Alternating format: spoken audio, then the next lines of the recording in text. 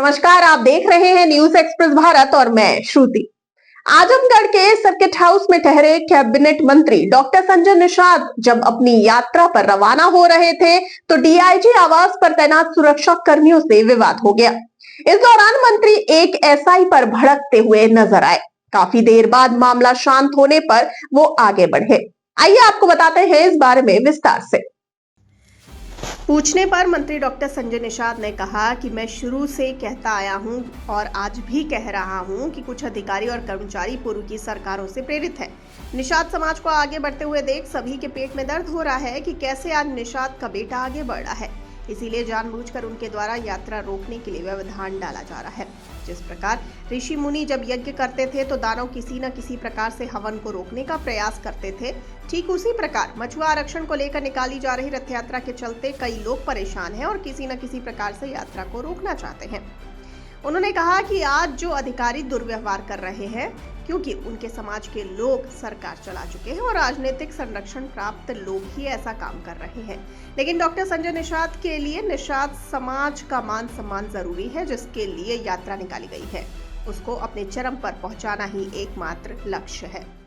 समझिए, मैं इनको समझा रहा हूँ, भैया अपना वोट इकट्ठा करो, जो तुम्हारा आरक्षण छीनने वाले हैं उन्हें हटाओ और जो तुम्हारा आरक्षण देने वाले हैं उन्हें सत्ता दिलाओ। सर, आज डीआईजी कार्यालय पर वहाँ पर स्थानीय जो मौजूद दरोगा था उन्होंने आपके साथ बहस की, क्या था ये सब? देखिए, गलत है। प्रोटोकॉल के तहत हमको अधिकार मिला हुआ, हमारा समाज है, हमें राष्ट्रपति ने जो है हमें मनोनीत किया है, सरकार ने, हम मंत्री हैं। आज के दिन में मैं जो सर्किट हाउस है आजमगढ़ का, मैं सभी जिलों में आ गया। मैं तो पहले कहता रहा, कुछ ऐसे अधिकारी हैं जो अंतर से उनकी आत्मा जो है आती से बन जाती। जब गेट से निकले, कार्यकर्ताओं ने गाना बजा रहे थे कि डॉक्टर संजय को सीएम बनाओ, श्रृंगवेरपुर धाम का गाना बज रहा था, निषाद राज का गाना बज रहा था। तो मेरा समाज किसी बहाने अपनी बात को बाहर कर रहा। वो आदमी बदतमीजी की तरह हमारे कार्यकर्ताओं का अभद्र कर रहा था। मैं जाके जब उसे हस्तक्षेप किया तो उसे समझ में नहीं आया मैं क्या हूँ। वो कह रहा है कि भाई डीआईजी साहब का रोक है। हम कह रहे हैं उससे पहले एसपी साहब से, डीएम साहब से बड़े आराम से मेरी बात हुई और बैठ के चाय भी पिया हम लोगों ने। कोई रोक होता तो हमें बताते। मैंने कहा कोई भी निर्देश है कि ये जो समाज है मैं नेतृत्व कर रहा हूँ, हमसे बताओ इनके साथ दुर्व्यवहार क्यों कर रहे हो। लेकिन अब वो आदमी जानते हैं, क्या वो आपको पहचान नहीं रहे थे? मकसद ही था हमको लग पहचान कौन है? डॉक्टर संजय को उत्तर प्रदेश में कौन नहीं पहचाना? आज के दिन में डॉक्टर संजय को कौन नहीं पहचाना? जो सत्ता से बाहर हैं वो भी जानते हैं और जो सत्ता के साथ हैं। आज के दिन में सपा बसपा एक हो गई थी 2019 में, मैं मोदी जी के साथ खड़ा था। मैं आज 2022 में आया तो आज के दिन में कोई ऐसा अधिकारी नहीं जानबूझकर, क्योंकि जिनकी सरकारें बन चुकी हैं और जो सरकार में रह चुके हैं उनके अधिकारी कर्मचारियों का जो मन है डिस्टर्ब है कि डॉक्टर संजय को जैसे हम सत्ता से दूर हुए, तो अंतर से उनके अंदर जलन हो रहा है। जैसे त्रेता में कभी जब ऋषि मुनि हवन करते थे, यज्ञ करते थे, तो लोग जो है उसमें तमाम असुर शक्तियां बाधा डालती थी, लेकिन यज्ञ नहीं, असुर शक्तियां समाप्त हो गई।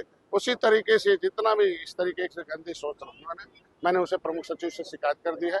अब जो भी कार्रवाई होगा प्रशासनिक को करेंगे। हम उम्मीद रखते हैं कि हम लोग लोकतांत्रिक ढंग से, पहले जब मैं सदन में नहीं था, सड़क पर था, तो लोकतांत्रिक ढंग से हम अपनी आवाज को मोदी जी, योगी तक पहुंचाएंगे और इनका जो मिला हुआ हक है, जिस तरीके से उत्तराखंड में एक शासनादेश हुआ, शिल्पकार जाति ने जातियों का समूह है, उत्तर प्रदेश में भी एक शासनादेश हो, मझवार जाति ने जातियों का समूह है, केवट मल्ला मझवार, उन्हें अनुसूचित जाति के सर्टिफिकेट दिया जाता है।